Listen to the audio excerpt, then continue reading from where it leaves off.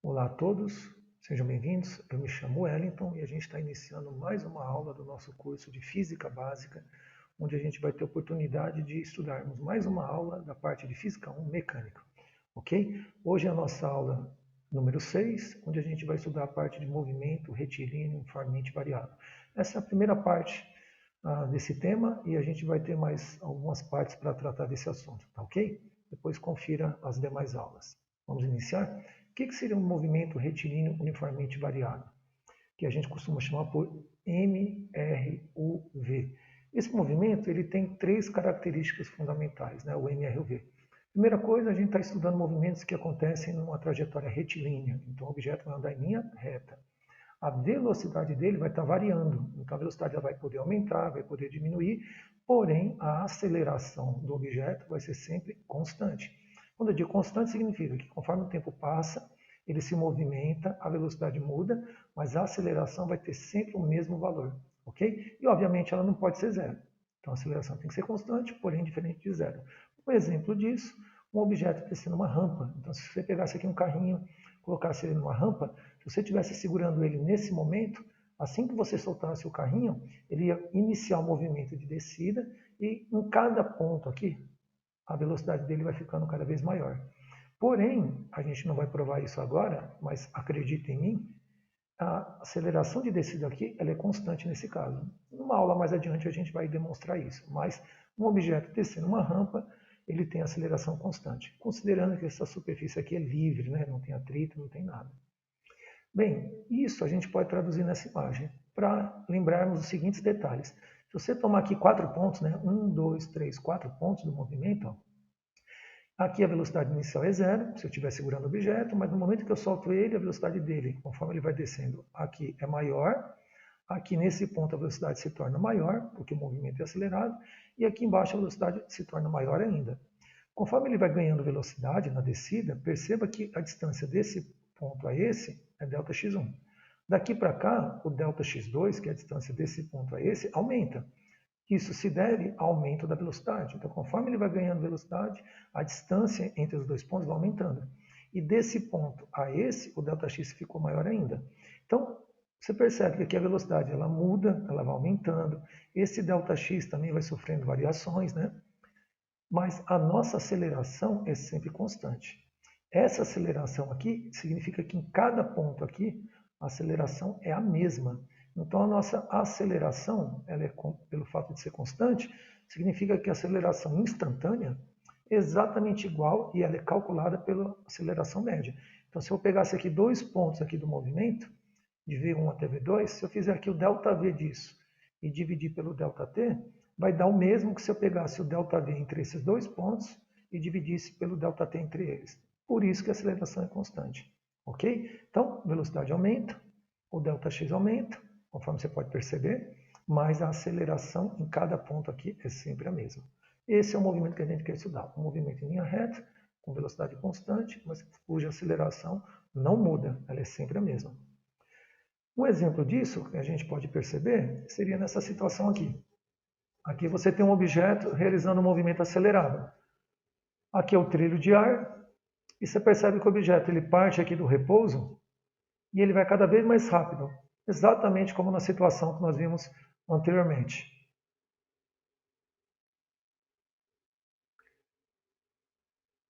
Então perceba que nessa situação o objeto ele descreveu um movimento onde a velocidade vai aumentando, mas a aceleração dele é constante, ok? Bem, um outro exemplo de MRUV seria você soltar um objeto no ar. Se esse objeto cair naquela situação que a gente vai estudar mais adiante, chamada queda livre, partindo do repouso onde a velocidade é zero, você percebe que conforme ele vai caindo, a velocidade vai aumentando. Mas como é um movimento de queda livre, a gente já sabe que qualquer corpo caindo em queda livre, a aceleração dele é exatamente igual à da gravidade. Então aqui, a gravidade faz o objeto aumentar a velocidade, é um movimento acelerado. Nessa situação aqui, se eu pegar o mesmo objeto e jogá-lo para cima, se ele estiver no ar, qualquer objeto estando no ar, a aceleração que age sobre ele é da gravidade. Só que nesse caso, a gravidade vai desacelerar o objeto. Perceba que ele começa com uma velocidade inicial, vai reduzindo a velocidade, até que quando ele chega no ponto mais alto, qualquer objeto, quando ele atinge o ponto mais alto, a velocidade é zero. Então, nesse exemplo e nesse, nós temos a presença da aceleração da gravidade, que para nós aqui é constante. Ok?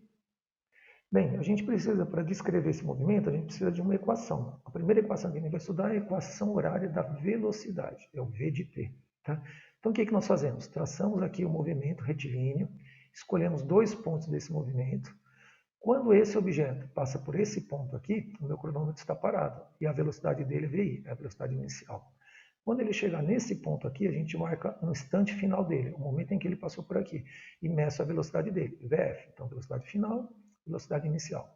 No instante inicial, o cronômetro estava parado, e aí, portanto, vamos chamar genericamente esse instante somente de t.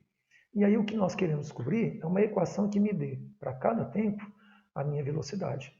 Por isso que é chamada equação ou função horária da velocidade, porque conforme o tempo vai passando, eu vou determinar a velocidade dele. Né? Então, perceba que daqui para cá a velocidade está mudando, mas a gente vai poder, a partir do tempo, saber quanto vale essa velocidade. Como chegar nessa equação? Usando a definição de aceleração. Então, a gente escreve aceleração como sendo ΔV por ΔT. O nosso ΔV é VF menos VI. O nosso ΔT é TF menos TI. Mas lembre-se que o TI a gente considera zero inicialmente, o cronômetro parado. E esse TF, genericamente, a gente chamou de T. Então, substituindo onde tem TF, simplesmente T, e onde tem TI, zero, a gente fica que TI menos T menos zero é T. Aqui no numerador permaneceu a mesma coisa, então aqui a gente já simplificou um pouco o denominador, T menos zero ficou T. Fazendo aqui a multiplicação em cruz, vai ficar VF menos VI.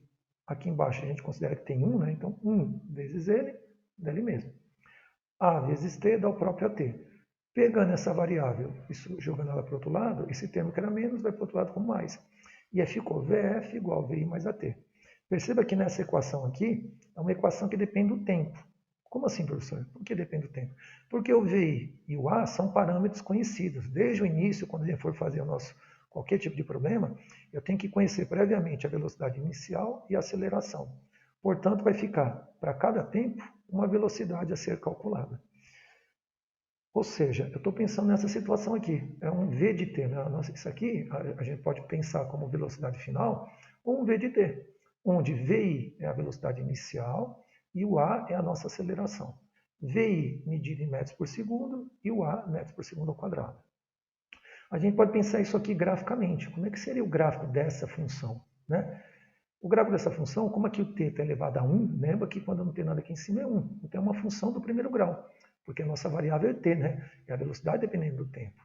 Como aqui está elevado a 1, então é uma função do primeiro grau e o gráfico disso é uma reta. E eu tenho duas possibilidades. Se a gente desenha aqui o plano cartesiano, tá vendo? Velocidade e tempo.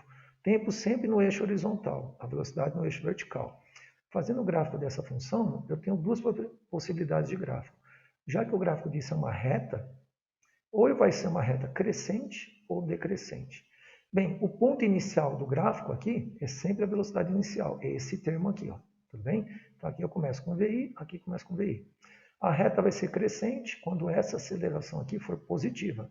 Positiva é qualquer coisa maior que zero. E o movimento é acelerado, que a velocidade está aumentando. Nessa segunda situação aqui, se essa aceleração aqui for negativa, negativa é qualquer coisa menor que zero, significa que o movimento é retardado ou desacelerado. Significa que conforme o tempo passa, a velocidade vai diminuindo. Ó, velocidade aumentando, velocidade diminuindo. Então esses são os dois gráficos principais relacionados a essa função. Vamos fazer um exemplo disso. Então vamos traçar o gráfico dessa função. Se eu tivesse uma função do tipo v de t igual a 20 menos 4t, medida no sistema internacional. Então, significa que tempo em segundos, velocidade é metros por segundo. Essa é uma função que é do MRUV? Sim, porque se a gente comparar com esse padrão, você já percebe que isso atende esse padrão. E comparando membro a membro, esse elemento aqui me dá a velocidade inicial do movimento. Esse menos 4 que está junto do t nos dá a aceleração do movimento. Portanto, nós já temos duas informações. A velocidade inicial, que é 20, como estamos no sistema internacional, é metro por segundo, e como aqui é positivo, significa que esse objeto se movimenta para a direita. Velocidade positiva para a direita. Bem, aqui a aceleração é negativa, menos 4. Menos 4 metros por segundo ao quadrado. Unidade de aceleração do sistema internacional, metros por segundo ao quadrado. Como aqui é negativo, significa que essa velocidade vai diminuir. O movimento inicia com a velocidade 20, Mas como a aceleração é negativa, ela vai retardar esse movimento, vai frear esse movimento. Então, traduzindo, é isso que a gente está pensando. No tempo zero, imaginando que o cronômetro esteja parado, o objeto anda para a direita com essa velocidade, mas ao mesmo tempo vai freando numa taxa de 4 metros por segundo ao quadrado. Ok? Isso aqui vai fazer ele ir diminuindo a velocidade, que começou com 20. Bem, supondo aqui alguns valores de tempo, vamos imaginar que depois do zero a gente aperta o cronômetro. Aí passou 1 segundo, 3 segundos, 5 segundos. Se a gente substituir 1 segundo, 3 segundos e 5 segundos aqui na nossa equação horária, coloca aqui 1, depois 3, depois 5, ficaria assim. V de 1 igual 20 menos 4 vezes 1. Então aqui eu coloquei 1, coloquei aqui 1. Depois para 3 segundos, vamos colocar aqui 3, é o que você está vendo aqui. E depois vamos colocar aqui 5 segundos aqui. Então é isso que você está vendo aqui. Fazendo aqui, ó, 4 vezes 1, 4. Lembra que a operação primeiro que tem que fazer aqui é o produto. Então vai ficar 20 menos isso aqui, que é 4, vai dar 16 metros por segundo. Aquilo que eu havia dito se confirmou. Conforme ele vai se movimentando, essa aceleração negativa vai diminuir essa velocidade, já caiu para 16. Em 3 segundos vai ficar 4 vezes 3, 12. 20 menos 12, 8 metros por segundo. A velocidade diminuiu mais ainda. E para 5 segundos, olha que coisa curiosa. Se nós colocássemos aqui 5 segundos, 4 vezes 5 vai dar 20. 20 menos 20 vai dar zero. Quando a velocidade atinge zero, significa que o corpo entrou em repouso. Pode ser, por exemplo, um momento onde ele vai inverter o movimento. Então, isso aqui pode ser provavelmente uma situação que em 5 segundos ele está invertendo o movimento. Ele está indo para um lado, aqui na frente ele para e depois ele pode voltar. É uma situação possível. Bem, como é que a gente faria agora? A gente poderia pegar isso agora e fazer o gráfico dela montando uma tabelinha igual nós montamos em matemática. Então, coloquei aqui os valores de tempo, 0, 1, 3 e 5 segundos, que foram os que a gente trabalhou na tela anterior. Para 0, a velocidade é 20. Né? Então, quando eu coloco aqui 0, esse termo 0, a velocidade é 20. Está aqui. Depois, para 1 segundo, ela caiu para 16, para 3, para 8 metros por segundo, e depois para 5, a velocidade zerou. Se a gente colocasse isso no plano cartesiano, está aqui, ó, velocidade por tempo, plano cartesiano. Aqui, velocidade em metros por segundo. O tempo aqui em segundos. Bem, quando o tempo é zero, a velocidade é 20. É o que a gente tem aqui. Como a gente sabe que o gráfico é uma reta, eu só preciso de 2 pontos. Então, se eu pegar aqui para o tempo de 5 segundos, a minha velocidade é zero. Percebe que quando aqui deu 5 segundos, ó, a velocidade veio diminuindo e chegamos em zero. Então, aqui nesse ponto, a velocidade é zero. Traçando a reta desse ponto a esse, dá uma reta decrescente, que é o que é previsto quando a aceleração é negativa. Então, esse movimento aqui, nesse intervalo de 0 a 5 segundos, é um movimento retardado, desacelerado. A velocidade vai diminuindo. Você percebe isso tanto pela tabela como pelo gráfico. Então, lembra que em física, o gráfico é uma outra linguagem que a gente tem para comunicar alguma coisa. Tudo bem? Para a gente ir para o finalzinho da aula, vamos ver a propriedade desse gráfico. Esse gráfico da velocidade pelo tempo ele tem uma propriedade importante, que é a propriedade da área. Professor, como assim área? Se a gente traçasse o gráfico dessa função, então, começa aqui em VI, como aqui a aceleração é positiva? É uma reta subindo, e aí eu escolhi 2 pontos do movimento. Eu peguei esse ponto e esse ponto, tudo bem? Para esse ponto, eu tenho a velocidade inicial. Para esse ponto, a gente tem a velocidade final, tudo bem? Então, juntando esses 2 pontos, deu essa reta. Se a gente calcular a área debaixo dessa linha, tá vendo? A gente costuma dizer a área sob o gráfico. Sob significa abaixo. A área, essa área aqui, que nesse caso aqui é um trapézio, se nós soubermos essa área, o ΔX, que é o deslocamento do corpo nesse intervalo de tempo, vai ser exatamente numericamente igual à área desse gráfico. Então, esse N significa que o que der na área é o ΔX. Só que o ΔX ele é medido em metros, tudo bem? Então, traduzindo isso, a área sob, ou seja, a área debaixo desse gráfico, limitada nesse intervalo, vai me dar numericamente igual o deslocamento, o valor do deslocamento. Se aqui deu 100, esse deslocamento vai ser de 100 metros. Se aqui a área deu 1000, esse deslocamento vai ser de 1000 metros. Vamos aplicar isso no exemplo final? Vamos calcular o deslocamento. Então aqui eu tirei um gráfico, onde a velocidade começou a aumentar, ficou constante, depois diminuiu. Então, exemplo de MRUB, a velocidade está variando, tudo bem? E o que a gente quer fazer? A gente sabe que esse objeto ele andou do zero e percorreu um movimento durante 15 segundos. E eu quero saber quantos metros ele percorreu nesse trajeto. Ou seja, eu quero saber o deslocamento. Então, perceba que ele começa com velocidade zero, aumenta até 10, durante um certo intervalo ela fica constante, depois ela diminui de novo, voltando a zero. Então, ela começou com velocidade zero, terminou com velocidade zero. Tudo bem? Aqui a aceleração é positiva, reta crescente. Aqui a aceleração é negativa, reta decrescente. E aqui não tem aceleração, aqui a aceleração é zero. Né? Ela é constante, mas ela é zero, porque aqui a velocidade permaneceu constante. Enquanto a velocidade é constante, não tem aceleração. Ok? Como é que a gente calcula o deslocamento? A gente poderia fazer isso da seguinte maneira. Vamos dividir essa figura em 3 partes. Primeiro, de 0 a 5 segundos, é uma figura. De 5 a 10 segundos é uma outra figurinha. Depois de 10 a 15, uma outra figurinha. E vamos calcular a área dessas figuras. Aqui é um trapézio, aqui é um retângulo, aqui é um triângulo, né? Aqui é um retângulo e aqui é um triângulo. Então, nesse pedacinho aqui, como é que eu calculo a área desse triângulo? Base vezes altura dividido por 2. Então, aqui a base, 5. A altura é 10. Então, 10 vezes 5, 50, dividido por 2 dá 25. 25 unidades de área. Esse UA é uma unidade genérica de área, então unidade de área. Então, área do triângulo. Essa areazinha aqui é a área de um retângulo. Então, é base vezes altura. Então, é de 5 até 10, essa medida é 5. Essa medida é 10, 10 vezes 5, 50 unidades de área. Isso aqui é um triângulo, então a área de um triângulo é base, aqui de 10 a 15 é 5, vezes a altura dividido por 2. Então, 10 vezes 5 dividido por 2, aqui vai dar 50, dividido por 2, 25. Então, área da primeira figura, área da segunda figura, área da terceira figura. Triângulo, retângulo, triângulo. Tudo bem? Se nós olharmos aquela propriedade, então de 0 a 5, quem é o deslocamento entre 0 e 5 segundos? Esse intervalo é numericamente igual à área que a gente calculou, que aqui é 25, só que aqui eu coloco 25 metros. Quem é o deslocamento nesse segundo intervalo, de 5 até 10? É a área dessa figura, 50, só que aqui eu vou colocar 50 metros. Então, o deslocamento é numericamente igual à área. E por último, quem é o deslocamento nesse intervalo, de 10 a 15? Aqui, ó, de 10 a 15. É numericamente igual à área da terceira figura. Como aqui deu 25, 25 metros. Então, no primeiro trechinho ele andou 25 metros, no segundo 50, no terceiro 25. Se eu quiser saber o deslocamento total de 0 até 15, adivinha? Basta somar essas áreas, ou esses deslocamentos. Então, vamos fazer aqui. Ó. Se eu quiser saber o deslocamento total de 0 até 15, basta somarmos os deslocamentos individuais em cada pedacinho. Então, aqui ele andou ΔX1, 25 metros. Aqui ele andou um ΔX2, 50 metros. Aqui ele andou um pedacinho, um ΔX3, 25 metros. Essa somatória, 100 metros.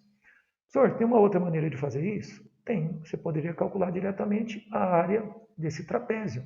Percebe que isso aqui é um trapézio? Como é que a gente calcula o trapézio? Então, base maior, base menor, vezes altura dividido por 2. Ó, a base maior é tudo isso aqui, então é 15. A base menor é essa medida aqui, ó. Essa medida aqui, ó, vale 5, né? De 5 até 10, essa medida aqui vale 5. A altura do trapézio é essa medida aqui, ó, ou seja, 10. Tá aqui, ó, 10. Então, base maior 15, base menor 5, altura 10. Aqui, ó, 15 mais 5, 20. 10 dividido por 2, 5. 20 vezes 5, 100 unidades de área. Traduzindo isso para o ΔX, usando a propriedade da área, dão 100 metros. Se aqui deu 100, aqui são 100 metros. Percebe que deu a mesma coisa? Então, fica a seu critério de escolher. Ou você faz por cada trecho, ou faz a área total da figura. Tá? Bem, essa foi a nossa aula 6 de MRUV, parte 1. Espero vocês para a parte 2. Até lá. Bons estudos.